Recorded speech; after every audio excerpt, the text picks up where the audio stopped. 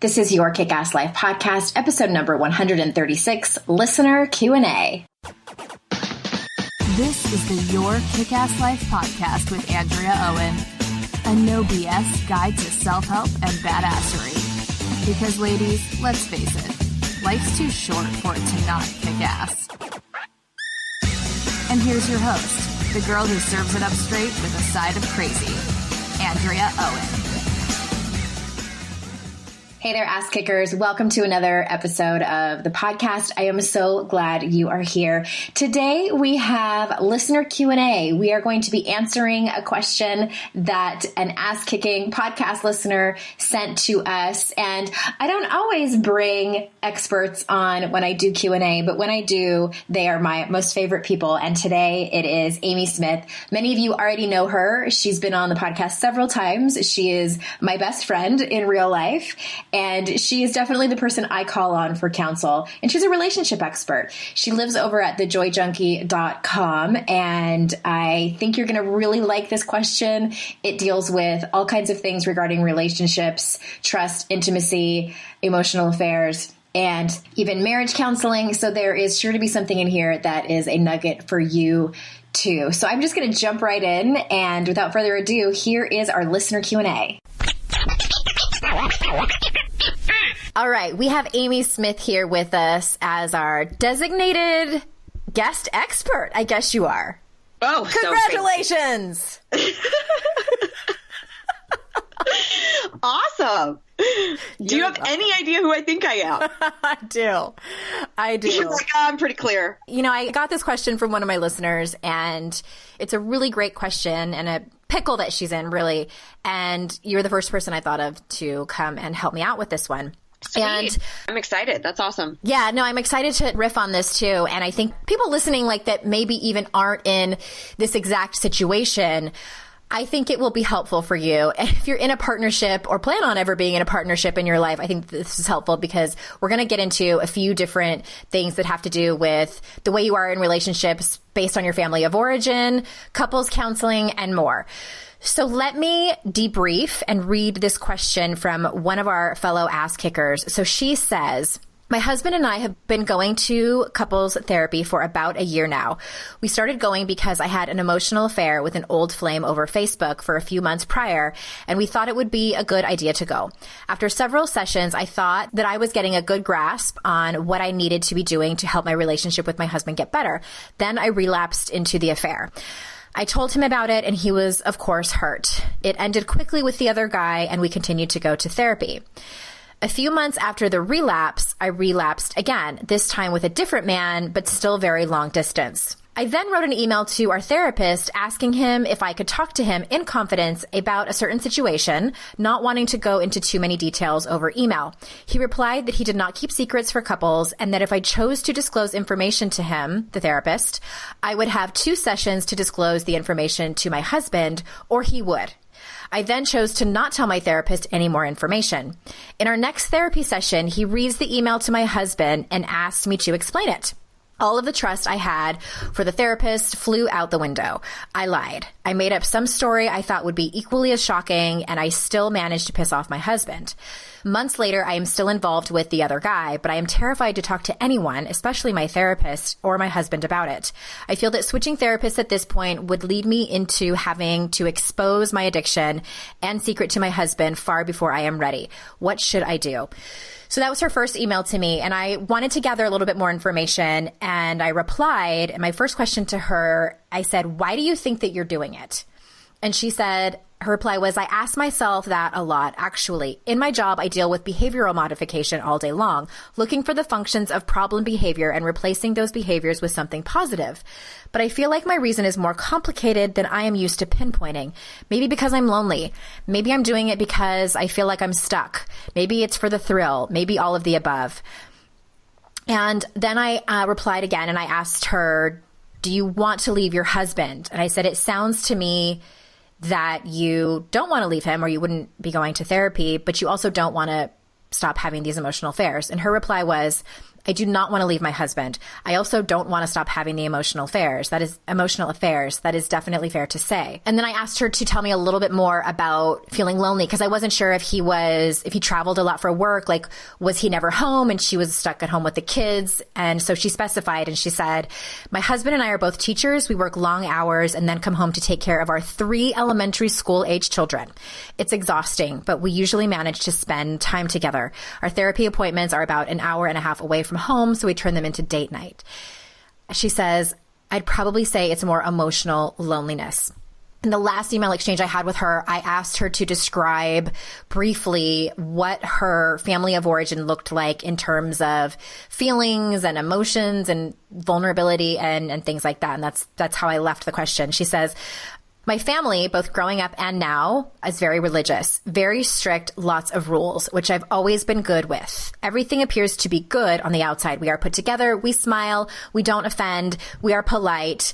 At home, we build emotional walls and say nothing when we might hurt someone else. This is something my husband and I have been working on per our therapist's suggestion, reflective listening and such. My parents seemingly never fought. They never talked about sex, except to not do it until we were married. My mom stayed home and raised my 5 siblings, and I and my dad worked. So that is our listener question. And there's so many places we can start. Can we start with the therapist? Yeah, I have strong feelings about that one. I was like, when I read that part, that I was like, what a dick. And I don't like judging other practitioners because I'm a firm believer in therapy in general and in couples counseling. Here's my quick beef about that. I can understand why this therapist has that policy. I do understand it. However, the fact that she didn't know that from the beginning, I think is shitty. I have no other word for it except that should have been disclosed from the beginning. Absolutely. And I think that there's also this thing that gets overlooked sometimes in therapy, and it's something that is incredibly important to the coaching model, and that is a very, very safe place. And I can't tell you how many students and clients I've had tell me, I've never been able to tell my therapist this. Mm-hmm. Or they have told me blatantly, I lie to them. And I think that that's a systemic issue. And granted, we don't need to get into all of that, but I think that for a lot of people, there's 2 major reasons why therapy doesn't, quote, work for them. I think 1, it's prescribed to them. Like when you were little, your parents are going through a divorce and they forced you to go to therapy. So it wasn't something that you sought out and wanted to do. Or 2, you genuinely aren't conversing with the right person. You don't feel safe. You feel judged. You don't feel a vulnerability with them. You feel like they're a stoic person taking notes, telling you what to do. And I'm with you. I've had some incredible therapists, and I think that there's phenomenal ones out there, but I don't think it's a matter of finding somebody, in your network and you just call them up and all of a sudden it works out. I think it has to be a really harmonious connection, no matter what the practitioner is, in order for you to feel safe so that you can process everything. And I absolutely agree with you too. I have no problem with the boundary or the policy, but that should have been disclosed to the couple at the very beginning prior to going into the conversation. Because, she can't be the very first person that's ever happened to with him. Right. And I don't think that was even necessary for him to bring that up. And I think that is very, she didn't disclose anything. She just reached out. He threw her under the bus. He totally threw her under the bus. And it's so I want her to know, or anybody else out there, if you don't trust somebody like that, they betrayed your trust. Of course. So there's nothing wrong with you if that's the case. Yeah. Please know that isn't okay. We wouldn't accept that from family or friends or whoever. We definitely shouldn't accept it from somebody who's in a profession that is supposed to be of service to us. Well, and I'm not a therapist, and I don't want to ever say that I know better, but my question, and this is probably neither here nor there, but it's how do you think that that's going to be helpful to their marriage? Especially in the place that they are already in. I just think it would have been so much better for him to say, hey, by the way, you're going to have to say something about this, or maybe he knew she was going to lie, but so anyway, what is she going to do going forward? I think that she should talk to the therapist privately and say what she told us. Like, I don't trust you anymore. Like, I understand that if you have that policy, but I really feel like it would have been more professional if you would have laid that out ahead of time. And I don't trust you at all anymore. What should we do? Yeah. My first thought when I was debriefing this whole thing was she absolutely needs a different therapist. Yeah, absolutely. Like, if you're going into a situation where you don't trust somebody and you are already apt to lie, and the issue that you're going for is the fact that you're lying, it's not helpful, fruitful. Yeah. And I also wanted to say too, we're taking this listener's word for it. That practitioner, that therapist could have actually told her from the beginning. We don't know that. Mm-hmm. So, and maybe she glossed over it. I don't know. We're taking the listener's word for it that he never told her that ahead of time, but we honestly don't know that. So just a little side note. Yeah. And then, so kind of switching gears, I think that this is complex, and I wish I knew a little bit more about, again, not to shit on her therapist. Let's just spend this whole hour shitting on her therapist. And this might very well be because her and her husband aren't disclosing the deeper issues. And you and I are both a big fan of, like, let's throw people in the deep end from the beginning and talk about the things that nobody wants to talk about. But I do think that there's something there. You and I have had this conversation recently. She said in the email that her therapist is having them work on reflective listening, and it sounds like he's helping them work on communication, which I think is fine and dandy. But I think that there are way deeper issues here. That's why I asked her about, like, what was being modeled for you as a child, because my guess, again, this is like, I know very little about this person and this couple, is that there's emotional shit going on. You know, neither of them are comfortable sharing full emotions and being totally vulnerable with each other. And then you have 3 elementary school age children. Like, you have very little energy at the end of the day to put your heart and soul. And I'm not just saying heart and soul, you know, just to throw those words out. I'm meaning putting your heart and soul into your marriage. It takes a lot of energy, and it takes a lot of looking at your own stuff. And I'd be really curious to know, like, what are they actually looking at? I don't know. I'm kind of like having a hard time gathering my words for this, but do you know what I'm getting at? Yeah. You know, there was quite a few things that she said in the follow-up questions that you had posed to her that I thought were really indicative of this emotional detachment, intelligence, or lack of intelligence. And that started, obviously, with family of origin, right? Mm-hmm. So she talks about, we're all good on the outside, but we establish emotional walls. Mm-hmm. Strict religious background. Right. Religious background, which we know is a lot of motivation from guilt and fear. Mm-hmm. If you grew up in any kind of dogmatic religious household, I would be willing to bet that you are not unscathed by guilt. Now, there's a repercussion to that, right? Because we're hungry to not feel pain. We don't want to feel unseen, unheard, sad, guilty, shameful. We don't want to feel that, right? So we're always going to search out things that make us feel good. Now, if it is something that's not being fostered in your current marriage, and you can go and talk to this old past high school flame, and for whatever reason, there is an emotional intimacy, of course that's addictive. Mm-hmm. You didn't get it in your upbringing. You're not getting it in your marriage. So of course you're going, whoa, this feels good to be really seen. Yeah. Even if it's fantasy, even if it's like not probable or likely that you would ever be cohesive in a relationship in real life, that doesn't matter. That doesn't dispel the fact that gives you an endorphin high, mm-hmm. right?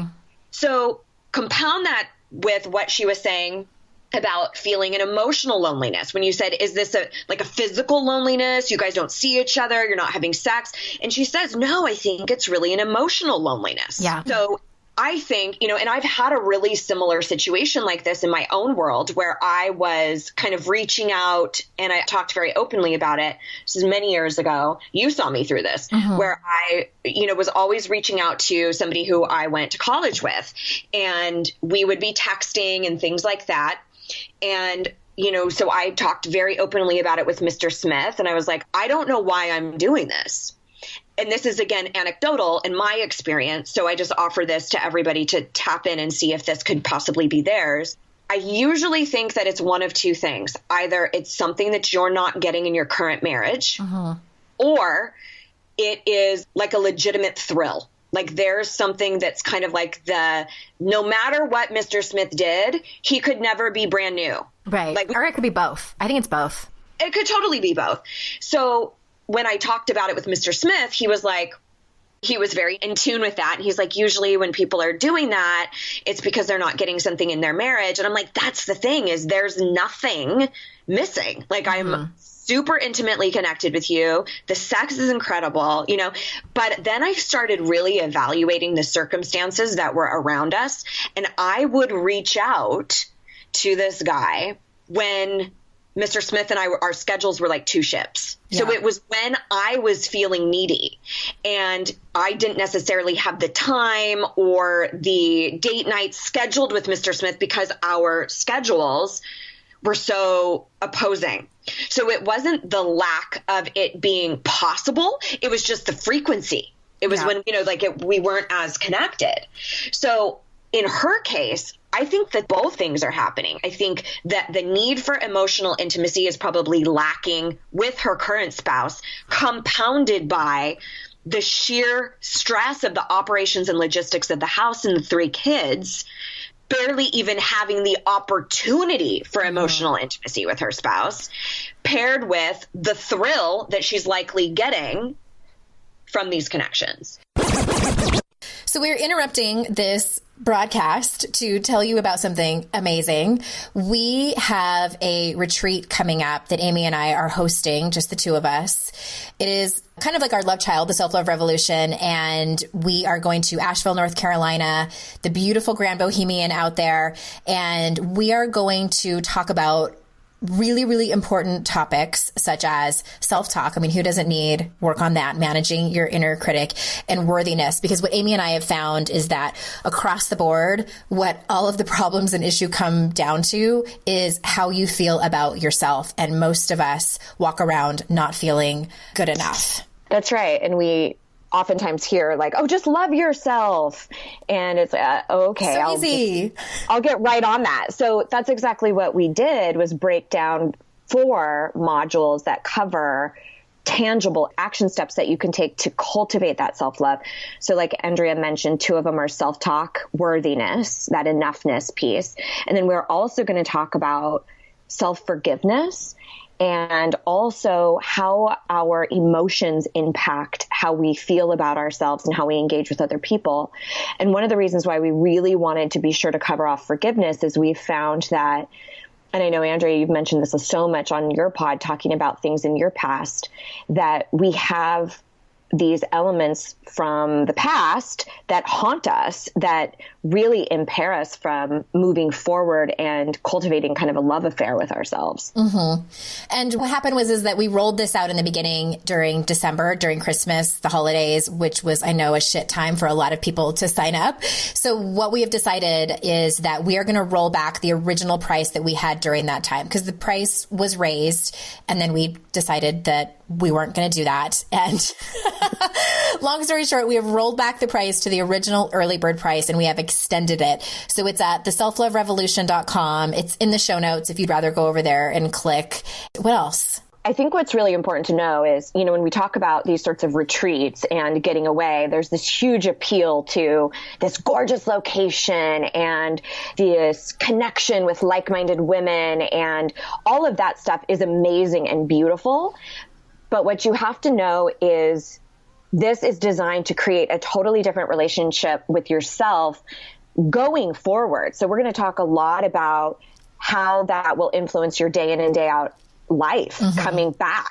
And what you'll really walk away with from our time together is clarity on the steps, action steps, techniques, tools that you need to get you to a place of self-love, how to better your relationship with other people, a systematic way to create more empowering self-talk instead of really listening to that internal shit talker naysayer, and tools to actually work with your emotions instead of what many of us do, which is offloading them to other people, like unleashing on your spouse, or eating like crazy, or zoning out on Facebook for 4 hours. And, not to mention, you'll walk away with tons of new friendships with like-minded soul sisters. We're always talking about that desire to connect with others who feel the same way we do. Yeah. And we've been teaching this particular topic for 4 or 5 years now together, and we have changed and tweaked the curriculum to really be about the topics that are the most important in cultivating self-love, which we believe is the most important tool in getting to be the place that you want to be and being proud of the woman that you are, and really a place of happiness and confidence, which is what we all want. And just last thing real quick is that this is an all-inclusive retreat. So that means all your meals are included, all of your materials, all of your sessions with us, your accommodations, even the shuttle when you either arrive at the airport, we got you covered to come, or if you're driving in, we will pay for your parking. All you need to do is get your booty to Asheville. All the information is at theselfloverevolution.com. We would love to see you there and be able to squeeze you in person. So please join us. Space is definitely limited. So if you are feeling the tug in your heart that you want to come, do not wait. Space is not only limited, but registration closes on February 23rd. So if you want in, if you have any questions, please feel free to email us. We are also offering a quick phone call. If you are like, I'm not too sure if this is for me or not, Amy and I would be happy to get on the phone with you to answer any questions you have and just see if it's right for you. So we want you to make the best decision, and we hope to see you there. I totally agree. I think that it's both for her. When I got this email last week, I really sat down, and it struck me because I've talked about this on a past episode, and I'll link in the show notes to that for anyone who hasn't heard this story, because I'm going to be kind of brief with it. But my ex-husband, he and I were together for almost 14 years. And we were only married for a few of those years. So for the first, probably, I think it was 9 years of our relationship, he and I were both cheating on each other. So it was never something that neither of us admitted until the very end when I actually finally caught him. And that's what ended everything. But I've thought a lot about why I cheated. And, when I asked her that question, like, how is it that you're lonely? I had a really strong feeling she was going to say emotionally lonely. And that, looking back on the reason that I cheated, both emotional affairs and actual intimate affairs, it was those two same reasons. And I'm not saying at all that her husband is cheating on her, but it's the same kind of disconnection and distance felt. And like you were saying, it's like when you have children like that and you both work full time, there is a good chance that you're going to feel disconnected in your relationship. So for me, we didn't have children. However, I knew pretty much that he was cheating on me, and I didn't feel like I mattered. Deep down, it was like, you don't really matter that much, Andrea. You're disposable. I don't really care about you all that much. Yet he told me otherwise. So it was that feeling of disconnection that I would get from other men that I was constantly chasing. And I was also getting that feeling, although it was a false feeling, of intimacy. Because it's something we all crave. We all, as human beings, biologically crave love and intimacy and connection. And I wasn't getting it in my regular relationship. So I was chasing it. And that's where my affairs happened. That's why they happened. And also, I don't know if she identifies this way. She does mention the word addiction, which I'm not sure if she feels like she's a love addict. But I was a love addict. It wasn't until my husband and I got divorced and I was introduced to that term at a workshop, and I read a book on it, and I felt like the author, Pia Mellody, was describing my life. And it was the first book that I read where I was like turning the pages with my mouth hanging open, like, oh my God. It was a mixture of like shame and embarrassment and relief and just euphoria. Like, oh my God, this is what's wrong. And there's a different way. There's actually a different way, because I always felt like something was wrong with me. But speaking on to the terms of love addiction, I was addicted to the thrill of it. I was addicted to the chase. That was my drug. And I have to be very careful. You and I were away on a weekend, girls' weekend, and we were talking to our dear friend, Courtney Webster.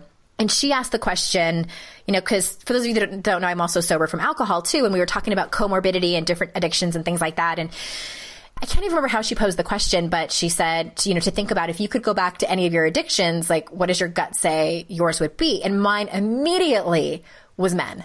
I would turn down booze. I would knock booze over off the table. Right.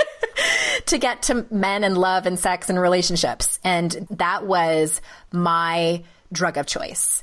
And so for me now, since reading this listener's question, I've asked myself, what did I do to stop? Because the relationship I am currently in is the first long-term relationship I have ever been in where I have been sober, from affairs, where I have been monogamous with him. And I had to think about it for a long time. Like, what is it about this relationship? It really is. I just had to make that stark decision to stop because I knew the repercussions. Because before I really did it, and I kind of didn't give a shit. I didn't care. Like, I wanted what I wanted right now. And now really a lot of it is self-awareness. The self-awareness that I know that is going to bring me nothing but disaster, like absolute disaster from all angles of it. So I don't know if this is helpful to the listener or not, but it is just a matter of stopping and having to be in those really uncomfortable feelings when you want to reach out to somebody. Because this just happened to me when my dad died. Like, I didn't feel like I was getting what I needed from my husband, and an old flame PM'd me on Facebook to offer his condolences. Yep. And I said, thank you. And he was always really, really funny. And by old flame, I mean someone that I had cheated on my ex with. We actually were together for a while. My ex and I had broken up, and then he said something funny in the email, and then I replied with something funny, an inside joke that we had. And then he kind of like wrapped the email up because he's married with children, and he kind of wrapped the email up. And I remember I had my phone in my hand and I'm looking at this email that he wrote me, and I was like, I wanted to respond. Like, I wanted him to keep emailing me. I wanted him to pay attention to me. I wanted that connection because I was getting a thrill from it. And I had to stop myself and just say, Andrea, he said bye. He clearly wrapped up the email. There's no reason for you to respond. And I had to put my phone down and sit in those feelings of loneliness. And I think I might have called you and told you about it. Yep. So it's about reaching out too. So now it's like I have all these tools to do instead of doing the old behavior that I'm used to that feels good in the moment. And that's what I encourage her to do, is just, it's so hard when it's an addiction, but like, I can't tell you enough how much the self-awareness piece is so helpful. And it's because you're running away from shit you don't want to deal with. When you're reaching out to him, you are running away from shit. You're running away from the fact that your life is overwhelming. You're running away from the fact that your life is probably a little bit boring. You're running away from the fact that you're disconnected from your husband, that your marriage is in trouble. It's like, nobody wants to deal with that shit. Of course not. Of course not. And we're not given the tools. We don't know. We go, oh, this feels better than being disconnected. This feels better than being overwhelmed being a mom or being a teacher. And so, ooh, this feels good. And something that I talk about all the time is our human drivers are very basic. We're either in the pursuit of pleasure or the avoidance of pain as humans, period. That's why if somebody starts tearing up and getting all emotional, they immediately try to stop it. They don't feel into that. It's uncomfortable. And so they're like, abort mission, don't feel. What can I do to feel better? Let me eat all of this Haagen-Dazs. Like, we're all, or whatever vice it is. And for her, it's her symptom is the reaching out to get love and affirmation from somebody else or affection from somebody else. So what I want everybody to hear is that pull, that drive is totally human and totally normal. It's like if you have a cut, your instinct is to bandage it up and make it stop hurting. We do the exact same thing with our emotions. But the thing that we don't realize, and you really pointed to this in what you were talking about, is sitting with that emotion is what makes us resilient. So when you actually give space to go, I am in the depths of despair because I'm dealing with loss. My husband is not with me. Like what you actually chose to do instead of reaching out to this guy. When you sit with that and look it dead in the face, it starts to lose power. Now, depending on what you're going through, the healing process is a variable. But I find that if you're able to really be with the discomfort, the disconnection in your marriage, the shit that you were programmed with when you were a child, and really look at that instead of taking the easy go-to of reaching out to somebody, you're going to start surmounting that. It's going to start losing its power. And then you won't be as pulled to keep continuing this behavioral pattern. But right now, when you're looking at it, it's like, dude, this option over here sucks and feels horrible. This option gives me relief and makes me feel loved. Well, naturally, you're going to be pulled to that. So what I also want you to know too, like in my personal experience, mine was definitely not a physical. Mine really was barely, I wouldn't even categorize it as an emotional affair. I was fanning the flames. I was definitely kind of playing with fire, I think. And it was just kind of flirty text messaging. That's it. But I felt so convicted and awful about it. And what I really realized in those moments was what you water grows. So if I continued, like the first text wasn't that big of a deal. Then the next one started to grow into more of an attachment. And you know what I mean? And then as soon as I chose to stop watering it, it died. What happened? Like, remind me, because I remember when you were going through that, and I remember that you went through a phase where you were like unwilling to stop talking to him. Remember? Yeah, I did. I really dug my feet in because I was, first of all, I was in denial that it was even an issue. But you were talking about it all the time. I was talking about it all the time. And then when I finally brought it to my coach, that's when I felt like, God damn it, this really is a bigger deal than I want to make it. Because I could easily write it off as harmless text messaging. Right? And like for the most part, I would have let Mr. Smith read the text. Like it wouldn't have been that big of a deal. You know what I mean? So I felt, but I knew that what was happening for me emotionally was a bigger deal. It wasn't that just feeling like, that you had. It was, yeah. And I think she has this too. Yeah. I think she knows. And I think that's why she's calling it an addiction. But yeah, I was really resistant. You know why? Because it felt good, you guys. Like, Andrea, getting sober, it feels better to drink than it does to muscle through and not drink. Like, you have to really make that conscious choice that the immediate gratification is not worth the bigger picture. Yeah. And the thing with addiction too is that there's a saying in recovery, it works until it doesn't.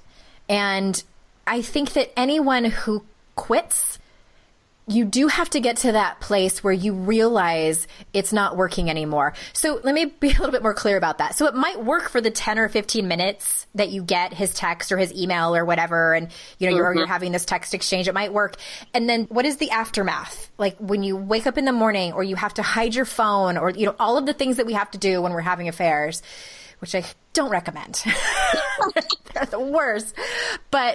And it sounds like she's there. It sounds like she's at that place where she knows it's not working anymore. Like it's not making her feel bad. And I want to mention one other thing too, that I think that one of the things that my therapist told me that was so helpful when I was first with my husband, I found myself reaching out to some guy and I called my therapist right away because I knew what was happening, you know, based on my history. And I said, why am I doing this? Like my new person has given me no reason. Like I thought that my love addiction was because of my ex. I thought that he pushed me into the arms of these other people. And, you know, here I am with this new guy who I'm like, this is so weird. And one of the things that she said, among the many things that she said, you're bored and you're scared. That's why. And so those are two very important things, I think. Like one, I was bored because I was used to drama in my relationship. I have no idea if that's the case for this particular woman. And I had to get used to healthy relationships, not having a lot of tumultuous ups and downs. They just don't.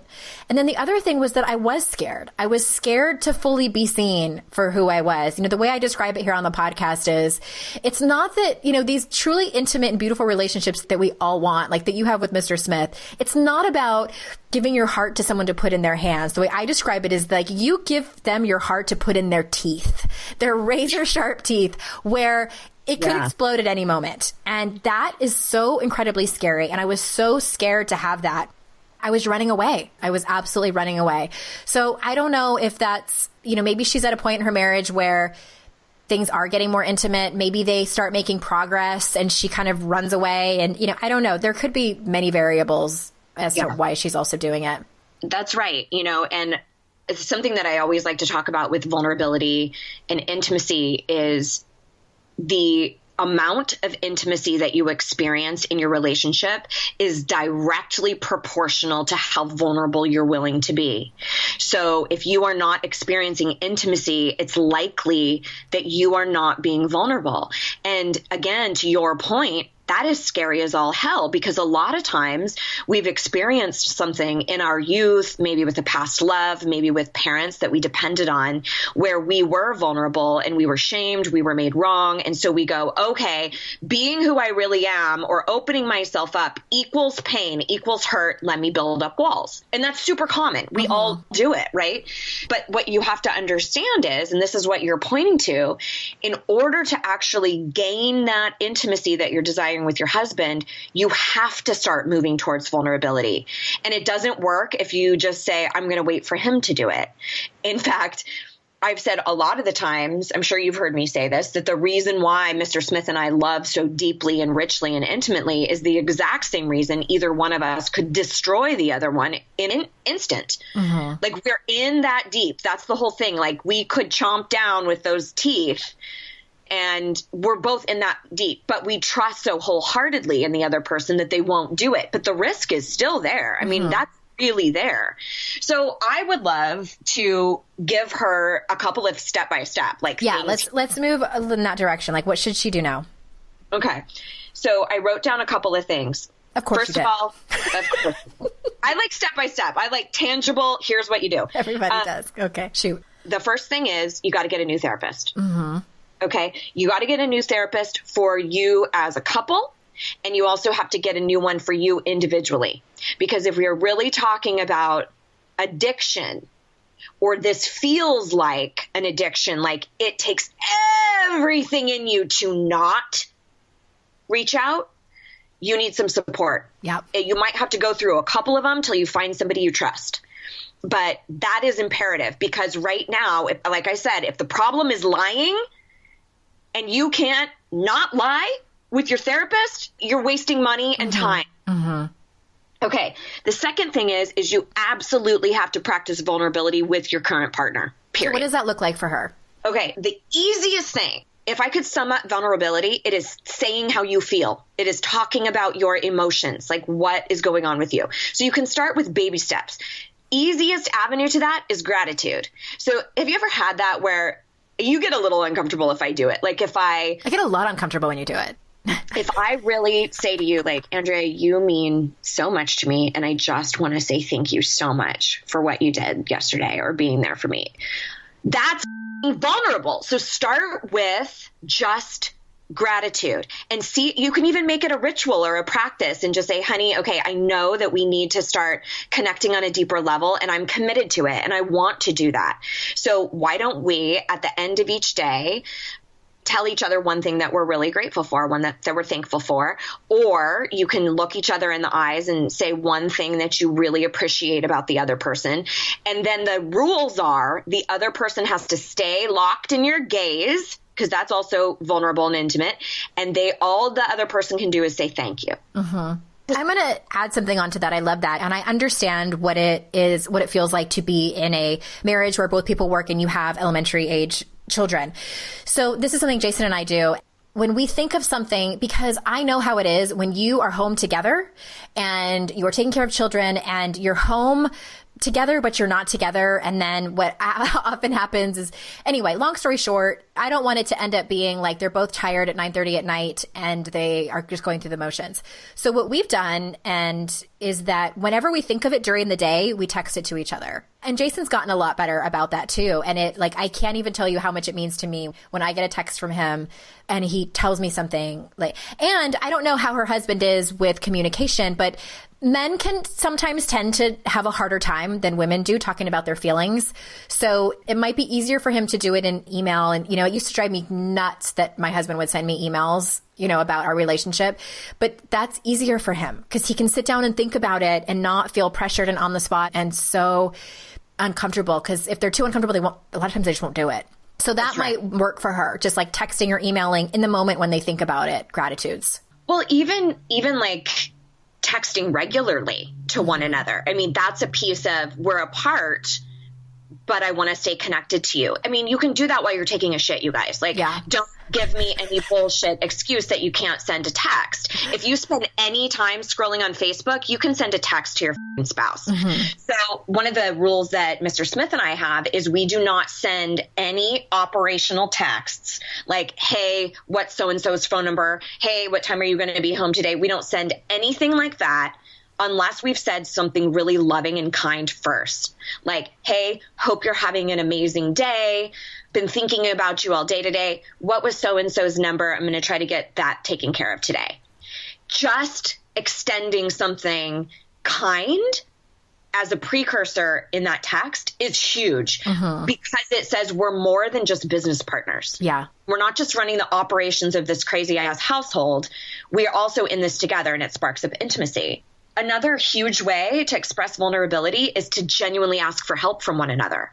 I mean, that's a piece of saying like, hey, I am so overwhelmed. Is there any way?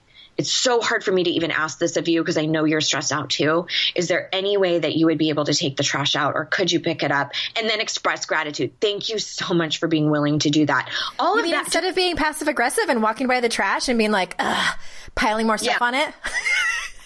Anytime it's basic please and thank you. It's genuine please and thank you. Asking for something is vulnerable. Expressing gratitude is vulnerable. And you can choose however you do it. You can do it in the morning, after the fact, via text, like you said. But I find that that's a very easy way to kind of enter into that vulnerability field. And then you kind of keep upping the ante with saying what's real for you. And you could even talk about how heavy something feels for you. Like, you know what, there's this student and I've just been really beating myself up about this, and expressing what's happening for you on an emotional level in your work or things like that. But it takes baby steps. And I find that the basic please and thank you is, first of all, manners. And second of all, it's easy. It's a go-to. I mean, and we don't do that. You know, we oftentimes with our partners, I know you and I have talked about this a lot, we're so acutely focused on what we're not getting from them, the trash they didn't take out, the bill they didn't pay, that we forget to acknowledge all of the amazing things that they're doing. And if you just switch your focus for 1 minute, chances are there's a lot of stuff you're overlooking, ways that they were incredible with your kids, the bills that they did pay and didn't forget to do, the ways that they showed up for you. Yeah. So even acknowledging those things is a step towards vulnerability. Okay. So 1, new therapist for you and for the couple. 2, practicing vulnerability. And I have a podcast that talks all about that too, if you want to throw it in your show notes. Yeah, we'll throw it in the show notes. I think too, for this listener and anyone who can relate to what she was saying, I'm going to link up to the book that I was talking about, Facing Love Addiction by Pia Mellody. She also wrote a book on codependence. I think it's good. It's not my absolute favorite, but I love Codependent No More by Melody Beattie. If you're a love addict, you're codependent.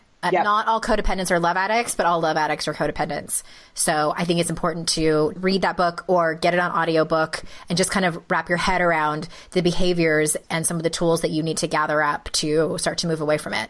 I also think too, it's like, I hesitate to say this because I worry that like I'm so far out of it. Like I'm really trying to bring myself back to that place of being in it. And if somebody would have told me this, I would have wanted to punch him in the face. But I do kind of feel like, because I stopped cheating on my ex once we got engaged. And I did it because to me that was, and this is just for me, it was sort of like, it was a commitment. I felt like, okay, I mean, we had so many problems, but I felt like, all right, he's committing to me. I actually believed, I think I wanted to believe that he would stop cheating on me once we got married. Like we would get married, we would have kids, and we'd live happily ever after. I believed that. And so for me, I was done. You know, I got the commitment that I wanted and I was done. So I wonder if it would be helpful to tell her, like, I just kind of wonder too, it's like, why are you going to marriage counseling if you're not ready to make the commitment? I just feel like she's lying to herself. She's lying to herself. She's lying to her husband because she's not ready. She's not ready to take the commitment. So she needs to decide when she's going to be ready.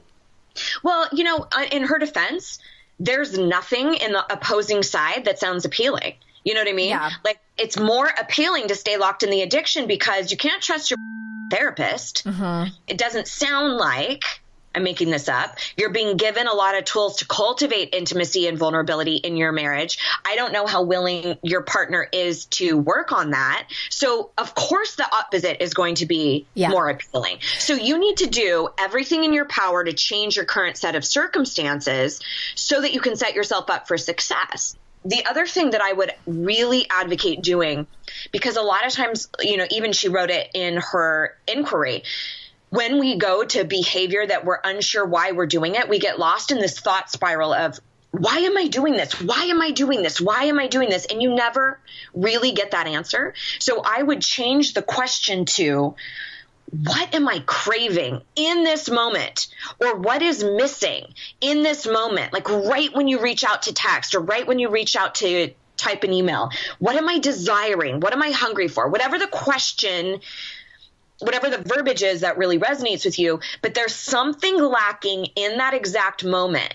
So instead of going, why? I would have never been able to answer that question when I was in it. I hate to interrupt you, but never, even when I was drinking, even when I was active in my alcoholism and somebody said to me, what are you really hungry for? What are you really desiring? I would have been like, a beer. I think that people, when they're active in their shit, they have a hard time digging that deep. Yeah, you're right. Because in the moment, what you want is you just want that connection. And so it might be a different question. It might be, what am I running from? What are you running away from? And I think too, this would be a whole nother podcast, which we don't have time for, but this might come down to values too. It's what's important about the way you live. I'm certain that it is not important the way she lived to be lying to her husband. I mean, obviously she reached out to us. She wants to stop. She does. But I wanted to just point out one thing is that I don't want her to think that her stopping needs to be contingent on her husband's behavior or getting a therapist that they can trust. Then I'll quit. No, it doesn't matter. Her husband could tomorrow turn out to be a total asshole, or they'll never find another therapist. I have no idea. I think my point is she has to do the work on herself. That was the only way I was going to get out of all of my shit. Love addiction, codependence, eating disorder, alcoholism. And sometimes now, today in 2017, it's workaholism. I have to be really careful.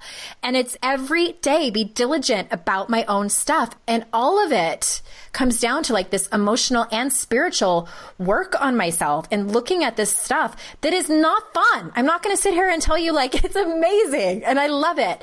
There are plenty of days where I'm I don't want to do this anymore. But what's the alternative? To go drink again? To go hide?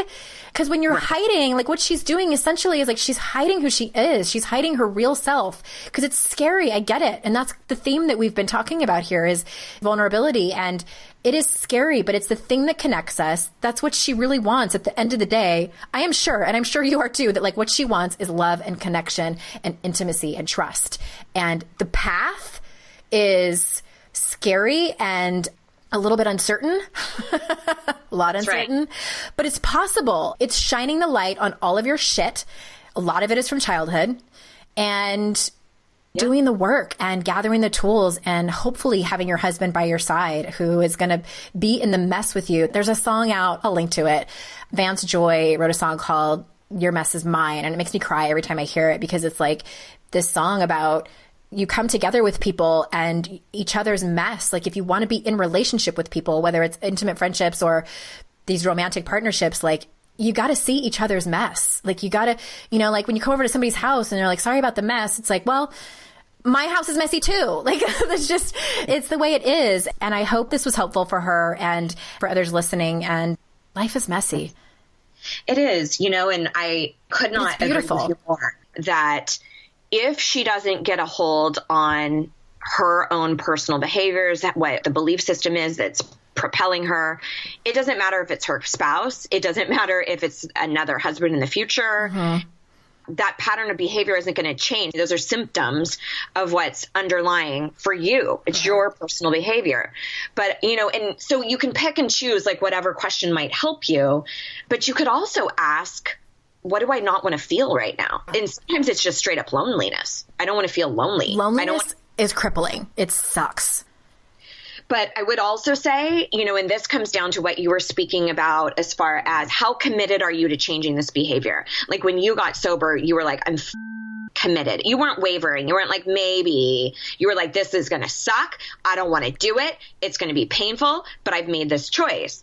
And I really think, again, like I said, whatever you water is going to grow.